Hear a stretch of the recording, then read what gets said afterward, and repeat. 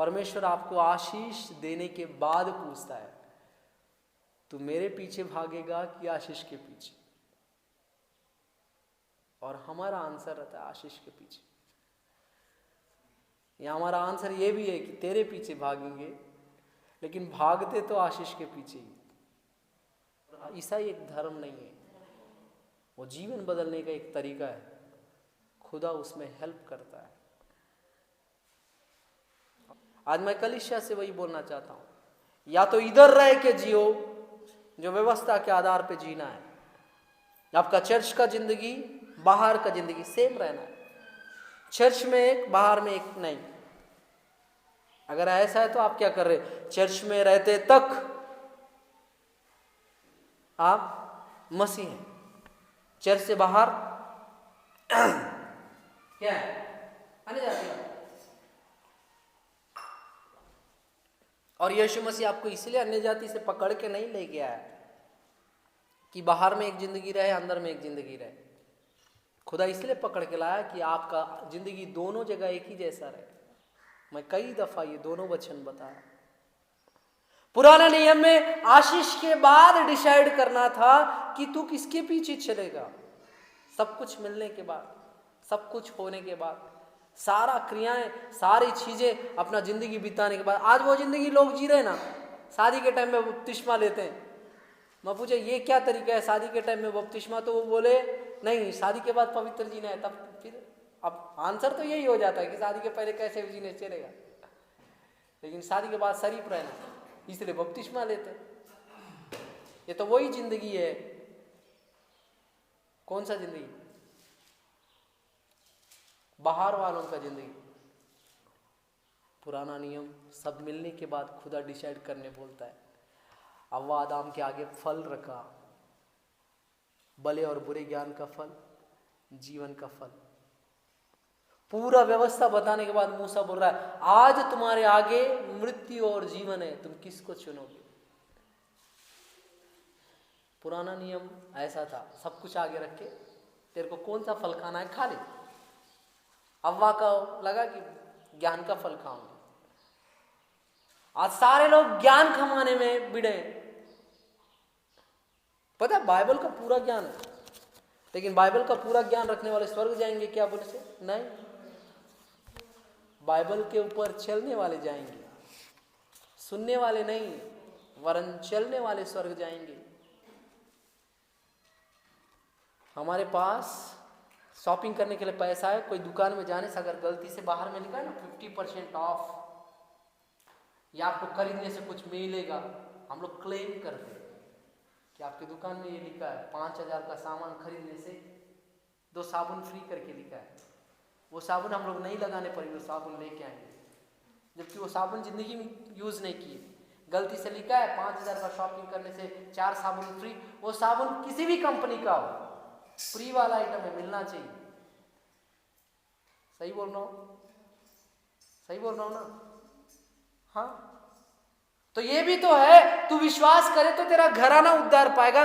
ये भी तो बोनस है, तू विश्वास किया यहां तक ठीक, घराना उद्धार पाएगा, ये है बोनस। सैलरी नहीं है, बोनस है, नया नियम का बोनस है। और क्यों नहीं पा रहा आपका घराना? घराना बोनस समझ रहे हो? आपके दादाजी को पैदा हुए वाले सब लोग बदलना है, ये होता है घराना। इसका मतलब आज तक आप विश्वास ही नहीं किए, इसलिए आपका घराना उद्धार नहीं पाया। और फिर विश्वास का बात आने से हो जाता है क्या? नॉर्मल राई के दाना बराबर विश्वास है, तो काम क्यों नहीं हो रहा है? इसका मतलब उतना भी हमारे अंदर विश्वास नहीं। जैसे हर 12वीं पास को लगता है कि मेरे को नौकरी लग जाएगा, हर मसीह को लगता है मेरा प्रार्थना सक्सेस होगा, लेकिन हर 12वीं पास व्यक्ति नौकरी नहीं करता, हर मसीह का प्रार्थना सक्सेस नहीं होता।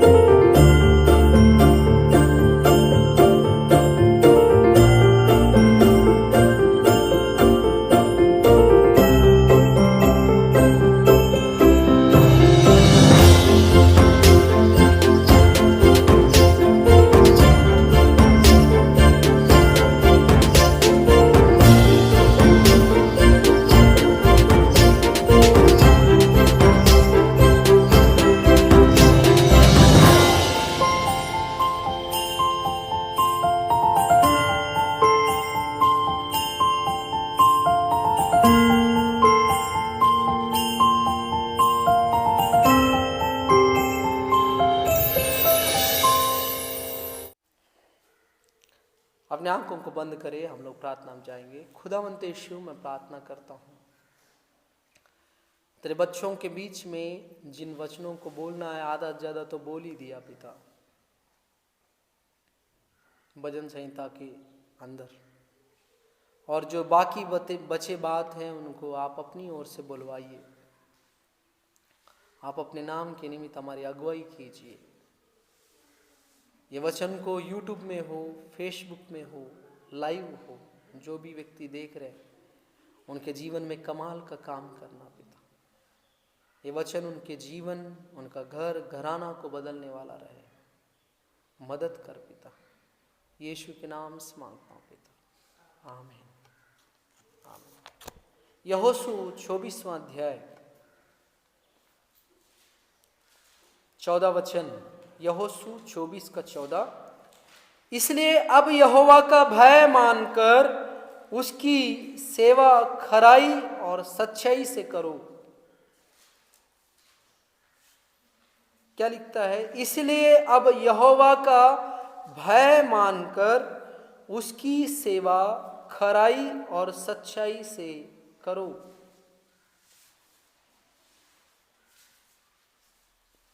खराई और सच्चाई, खरापन। एक व्यक्ति खराई से कैसा सेवा करेगा? यहाँ पे पहले ही बताया गया। पहला चीज क्या है? भय मानकर। अगर आप उसकी सेवा करना चाहते हो खराई और सच्चाई से, पहला चीज आपके अंदर भय होना है।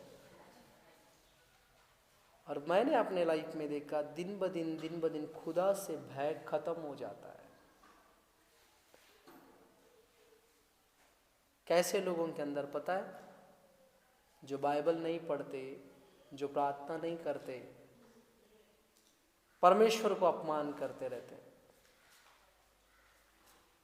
उनके अंदर परमेश्वर का भय नहीं रहता।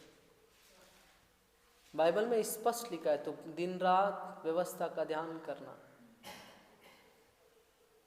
दाऊद बोलता है, तेरे वचन मेरे मार्ग के लिए दीपक, मेरे पाँव के लिए दीपक, मार्ग के लिए उजाला है। और उस टाइम में सिर्फ व्यवस्था का 5 पुस्तक था।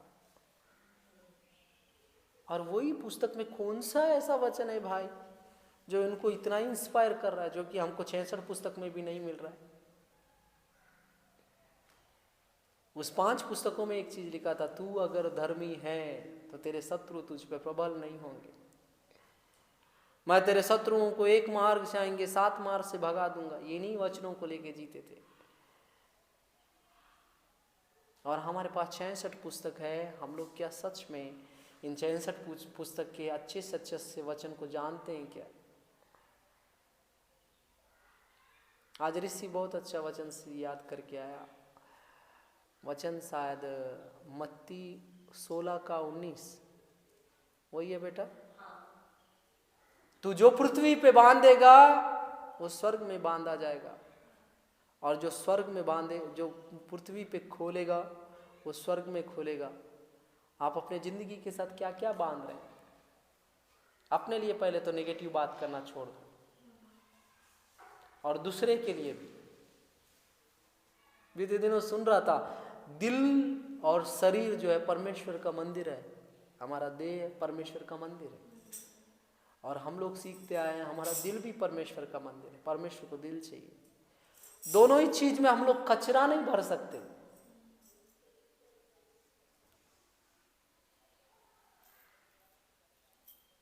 मैं इंस्टाग्राम में एक सिस्टर को देख रहा था, मसीह है, ऐसा करारा आंसर देती है कि आगे वाला का कान से खून निकलेगा।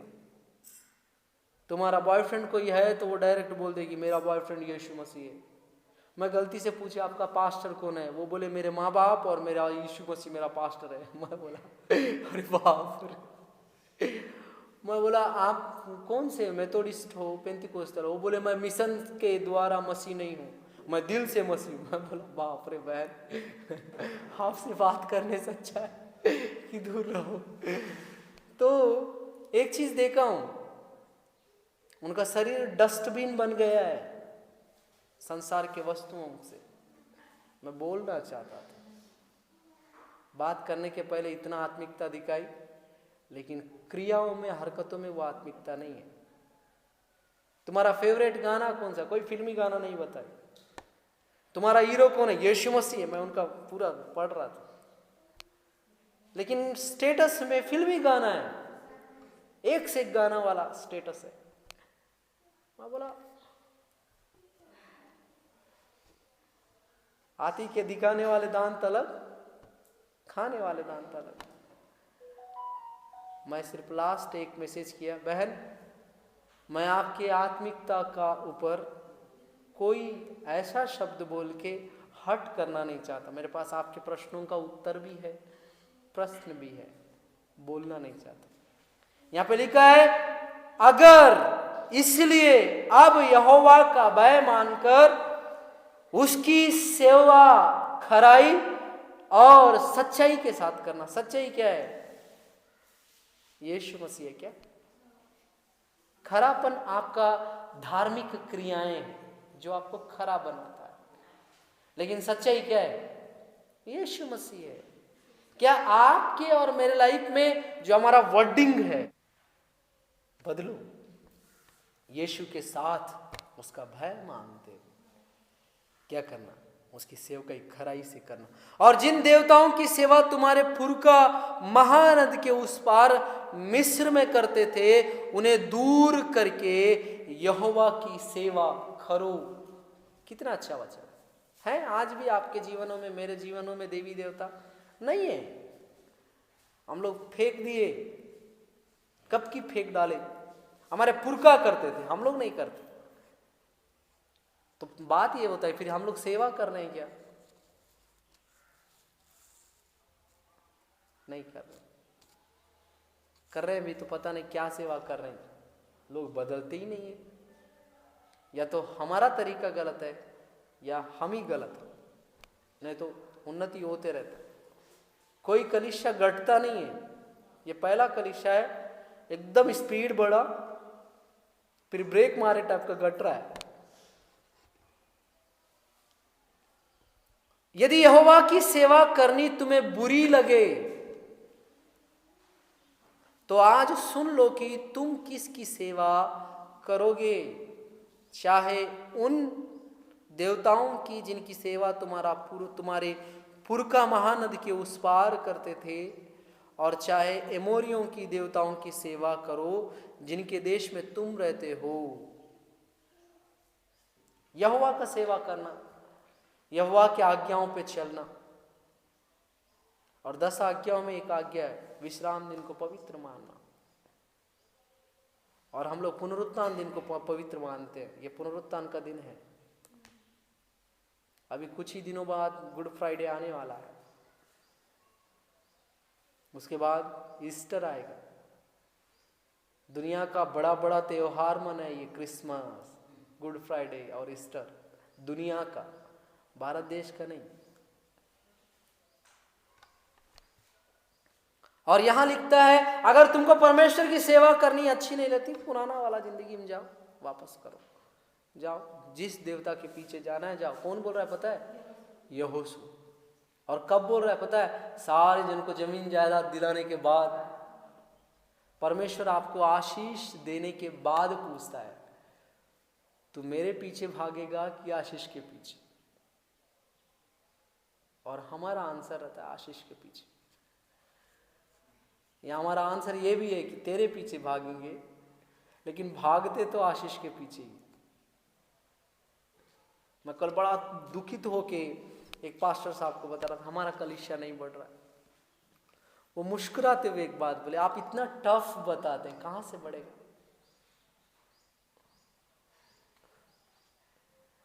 एक आता है कि नहीं, उसी दिन उसको टोकर लग जाता है। बड़े मुश्किल से हमारे पापा 2-3 साल घूम के एक व्यक्ति को लेके आए। 3 विवाह वाला प्राणी था। मैं उस दिन अब्राहम का ही बता, मेरे को वही अगुवाई हुआ। और वो आदमी फिर कभी हमारे चर्च में पैर तक नहीं रखा, क्योंकि वे विचार मूर्ति पूजा के बराबर है। यहां खुदा बोल रहा है, खुदा का सेवा करना है तो खराई। खराई क्या है? धर्म के काम करना, खराई से चलना है। और धर्म के काम क्या है? जो अच्छे काम व्यवस्था में लिखे गए हैं हमारे मसीहों के लिए। अब भारत वाले बोले, धर्मांतरण वाले मसीह बोले या पायदाइशी मसीह बोले, भारत में कोई मसीह पायदाइशी बोलने से पायदाइशी नहीं है। सब लोग अन्य जाति थे, हिंदू थे, मुसलमान थे, सिख थे। हमारे भारत में ईसाई पंथ आई नहीं, और ईसाई एक धर्म नहीं है, वो जीवन बदलने का एक तरीका है, खुदा उसमें हेल्प करता है। और यहां लिखता है, लास्ट लाइन देखो, परंतु मैं तो अपने घराने समेत यहोवा ही की सेवा नित्य करूंगा। क्या बोलते हैं? मैं मेरे घराने समेत, पूरा घर मिल गया, जमीन मिल गया, प्रॉपर्टी बांट के दिया गया, कुआं रखने वाले कुआं रखे, घर रखने वाले घर रखे, स्त्रियों को लूटे, पुरुषों को लूटे, जमीन जायदाद लूट के सब बराबर बांट लेने के बाद यहोशू ये बात बोल रहा है, अब तुम्हारे ऊपर है, तुम किसकी सेवा करो। लेकिन मैं अपना बता रहा हूं, इसलिए खुद का बताओ, दूसरे का कब तक बताओ। और इसलिए खुदा बोला उद्धार अपना अपना है। एक व्यक्ति अपने क्रियाओं के कारण नरक जाएगा, अपने क्रियाओं के कारण हो सकता है इस धरती पे लाखों को बचाए, लेकिन उन सबको वो स्वर्ग नहीं ले जा सकता। वो खुद को स्वर्ग ले जाने के लिए तैयार करे, बहुत है। यहां लिखता है, यहोशू बोल रहा है हो गया, मेरे को जमीन जायदाद मिल गया, भाई बहन मिल गए, मेरा पूरा एरिया सक्सेस हो गया, मैं जिस काम के लिए चुना गया था वो सब हुआ। लेकिन एक चीज है, अगर यहोवा की सेवा करनी तुम्हें बुरी लगे तो क्या करना? तुम उन देवी देवताओं के पीछे भागना, जिस देवी देवताओं को तुम्हारे पुरखा मानते थे। आज मैं कलीसिया से वही बोलना चाहता हूं, या तो इधर रह के जियो, जो व्यवस्था के आधार पे जीना है, आपका चर्च का जिंदगी बाहर का जिंदगी सेम रहना है, चर्च में एक बाहर में एक नहीं। अगर ऐसा है तो आप क्या कर रहे? चर्च में रहते तक आप मसीह हैं, चर्च से बाहर क्या है? अन्य जाति का।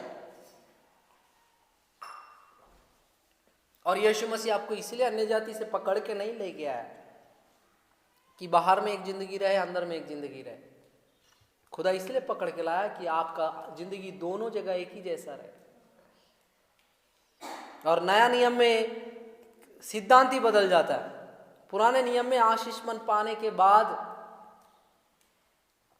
आशीष पूरा मिलने के बाद लोगों को डिसाइड करना पड़ रहा था कि या तो तू उधर रहे या तो इधर रहे, या तो तू संसार के साथ संसारिक होके जी, या तो तू यहोवा के साथ लिपट कर यहोवा के साथ जी। Praise the Lord. लेकिन नया नियम में तरीका बदल गया। कुरनेलियुस के घर में देखेंगे प्रेरितों का काम 10वां अध्याय, उसमें लिखा है वो अपने सारे घराने समेत यहोवा का भय मानता था।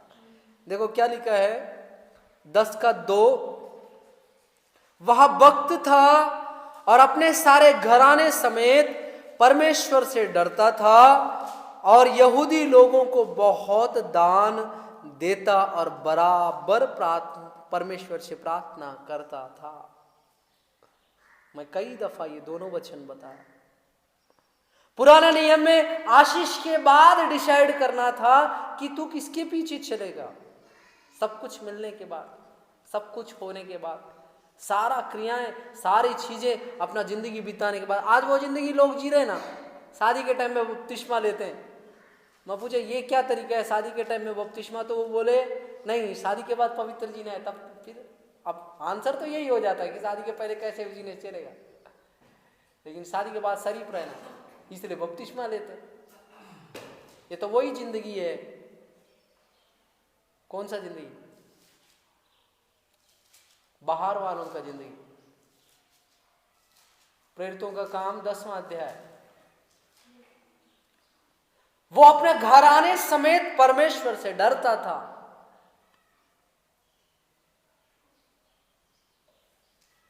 आज आपको मेरे को सोचना पड़ेगा, हमारा परिवार ही नहीं बदला है। आज भी भूत हमारे घरों में काम कर रहा है। ऐसा कोई क्रियाएं घर में कर लेते हैं, कलीसिया में कर लेते हैं, जिससे झगड़ा होने ही चाहिए, मनमुटाव आने ही चाहिए। हम लोग ऐसे क्रियाओं में क्यों चलते हैं जिससे परिवार में समस्या आ जाए?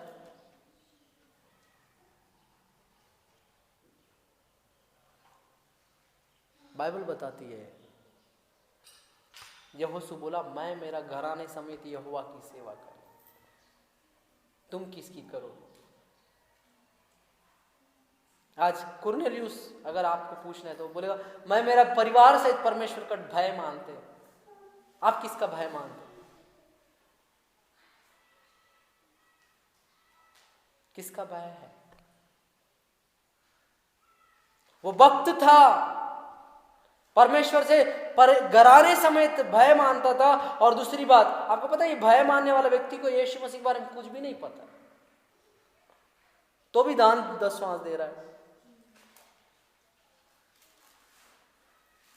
नीचे लिखा, वो बराबर परमेश्वर से प्रार्थना करता था। वहां लिख सकते थे वो यीशु से प्रार्थना करता था, नहीं, वो यहूदियों के नियम को पालन करता था। वो परमेश्वर का भय मानता था। जो यहोवा है उसका भय मानने वाला व्यक्ति था। उसको आइडिया ही नहीं है किसका भय आगे मानना है। बस उसके सामने जो व्यवस्था रखी है, उस टाइम में नया नियम नहीं था बेटा, जो पुराना नियम था उसके तहत वो जी रहा था।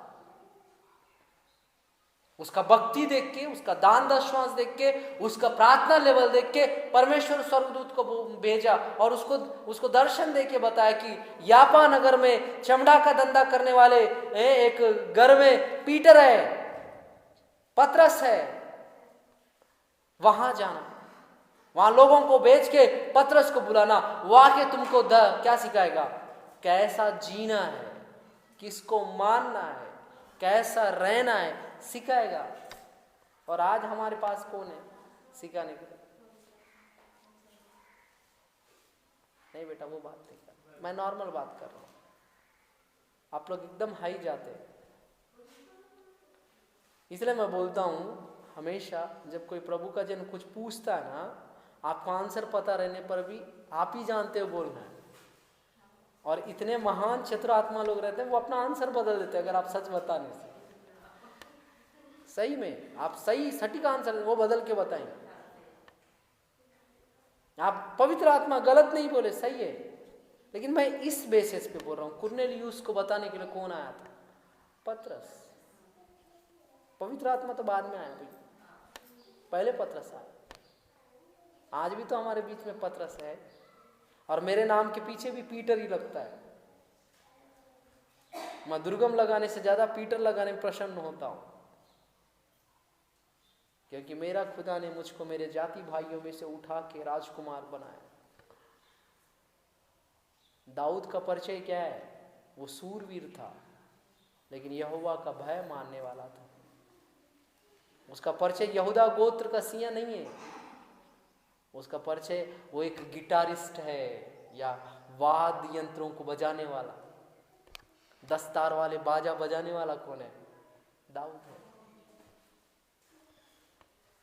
लेकिन यीशु मसीह को मिला यहूदा गोत्र का सिंह करके, दाऊद को नहीं मिला, जबकि वो यहूदा गोत्र से था। मैं आज आपको बोलना चाहता हूं, आपको मुझको बचाने के लिए भी खुदा कुछ ना कुछ लोगों को भेजा है। हमेशा याद रखना, पुराना नियम सब मिलने के बाद खुदा डिसाइड करने बोलता है। हव्वा आदम के आगे फल रखा, भले और बुरे ज्ञान का फल, जीवन का फल, पूरा व्यवस्था बताने के बाद मूसा बोल रहा है, आज तुम्हारे आगे मृत्यु और जीवन है, तुम किसको चुनोगे? पुराना नियम ऐसा था, सब कुछ आगे रख के तेरे को कौन सा फल खाना है खा ले। हव्वा का लगा कि ज्ञान का फल खाऊंगे। आज सारे लोग ज्ञान कमाने में भिड़े।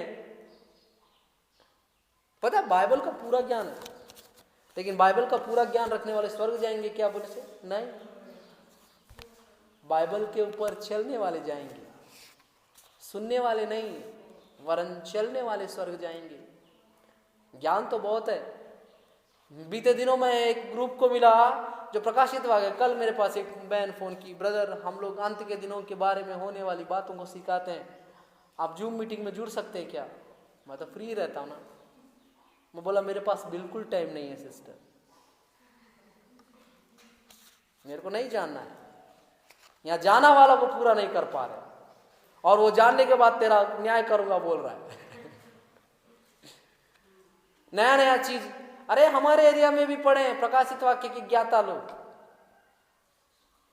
लेकिन प्रकाशित वाक्य को सिखाने से, जानने से कोई व्यक्ति स्वर्ग नहीं जाता, व्यवस्था पे चलने से स्वर्ग जाते हैं। इसलिए परमेश्वर बोला इस संसार का ज्ञान क्या है, परमेश्वर की दृष्टि में मूर्खता है। और कुरनेलियुस को कौन सा ज्ञान मिला है? कुरनेलियुस को जो ज्ञान मिला वो ये है कि वो बिना जाने ही परमेश्वर को अपना भक्ति से प्रसन्न कर बैठा, अपने प्रार्थना से, अपने दान दशमांश से। आप कुरनेलियुस का जिंदगी पढ़ने से पता चलेगा, तेरे भेंट और तेरी प्रार्थनाएं परमेश्वर के सामने स्मरण के लिए रखे हुए हैं, बोलता है स्वर्गदूत। लेकिन पहला चीज क्या कर, सच्चाई से उसका भय मान, घराने समझ। अब आप बोलोगे परिवार वाले नहीं भरे, घराना का बात कर रहे हो। बाइबल में ये भी लिखा है, तू विश्वास करे तो तेरा घराना उद्धार पाएगा। कर रहे हो वो बदलेंगे करके विश्वास? हम लोग को लगता है उन लोग इतना पाप में, उन लोग कैसा बचेंगे, कैसा बचेंगे? दुआ करो, ये वचन को क्लेम करके दुआ करो। हमारे पास शॉपिंग करने के लिए पैसा है, कोई दुकान में जाने से अगर गलती से बाहर में लिखा है ना 50% ऑफ, या आपको खरीदने से कुछ मिलेगा, हम लोग क्लेम करते हैं कि आपकी दुकान में ये लिखा है 5000 का सामान खरीदने से 2 साबुन फ्री करके लिखा है। वो साबुन हम लोग नहीं लगाने पर वो साबुन लेके आएंगे, जबकि वो साबुन जिंदगी में यूज नहीं किए। गलती से लिखा है 5000 का शॉपिंग करने से 4 साबुन फ्री। वो साबुन किसी भी कंपनी का हो, फ्री वाला आइटम है, मिलना चाहिए। सही बोल रहा हूँ? सही बोल रहा हूँ ना? हाँ, तो ये भी तो है, तू विश्वास करे तो तेरा घराना उद्धार पाएगा, ये भी तो बोनस है। तू विश्वास किया, यहां तक ठीक, घराना उद्धार पाएगा, ये है बोनस, सैलरी नहीं है, बोनस है। भारत सरकार में छत्तीसगढ़ शासन अभी धान खरीदी कर रहा था, 2040 रुपया हर क्विंटल का डाला। वो तो विश्वास है, ये तो डलेगा ही। बोनस 600 रुपया और डाल रहा है क्विंटल के पीछे। बोनस चाहिए कि नहीं चाहिए? तू विश्वास करे तो तेरा घराना उद्धार पाएगा, ये नया नियम का बोनस है। और क्यों नहीं पा रहा आपका घराना? घराना बोनस समझ रहे हो? आपके दादाजी को पैदा हुए वाले सब लोग बदलना है, नया नियम का बोनस है। और क्यों नहीं पा रहा आपका घराना? घराना बोनस समझ रहे हो? आपके दादाजी को पैदा हुए वाले सब लोग बदलना है।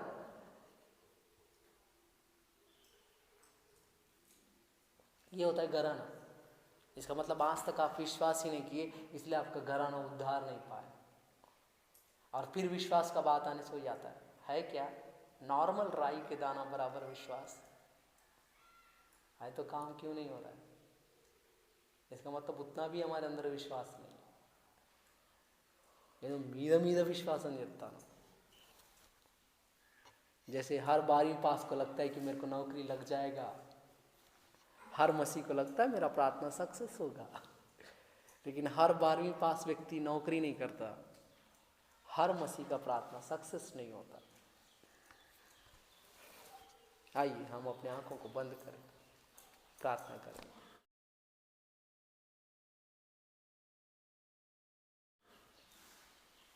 खुदावंत यीशु, मैं फिर से एक बार दुआ करता हूँ, प्रेमी खुदा, हमारे घर घराने में दुष्ट आत्मा की बातें दूर हो जाए। वो किसी भी प्रकार, इजेबेल की आत्मा हो, वो पिता गेजी की अंदर के लालच का आत्मा हो, वो खुदावंत यीशु शैतान की कोई भी आत्माओं का शक्ति हमारे जीवनों में काम कर रहा है, दूर करना। यीशु, हमारे जीवनों में जो परेशानियां हैं, जो तकलीफ और समस्याएं हैं, उसको दूर कर। जिस राई के दाना बराबर विश्वास का आपने बात किया, उतना ही सही वो विश्वास, उतना विश्वास रखने का वरदान हमको दे पिता, क्योंकि वरदानों में भी विश्वास का एक वरदान है। हम सब चाहते हैं कि आपने जिस राई के दाना बराबर का बात किया है विश्वास का, उतना विश्वास हम में, हमारे कलीसिया में, सब में दिखे। और बाइबल बताती है तू विश्वास करे तो तेरा घराना उद्धार पाएगा। हम लोग विश्वास करें कि हमारा घराना उद्धार पाए, हम लोग प्रार्थना करें कि हमारा घराना उद्धार पाए। पिता मदद करना, हमारा घराना उद्धार पाने लायक हमारा जिंदगी रहे, हमारा विश्वास रहे, हमारी आत्मिकता रहे। इस वचन को सुने वाले सबके जीवन में काम करना। आदर महिमा तुझको देते हुए यीशु के नाम से मांगता हूँ पिता, आमीन आमीन। आप सबों को जय मसीह की।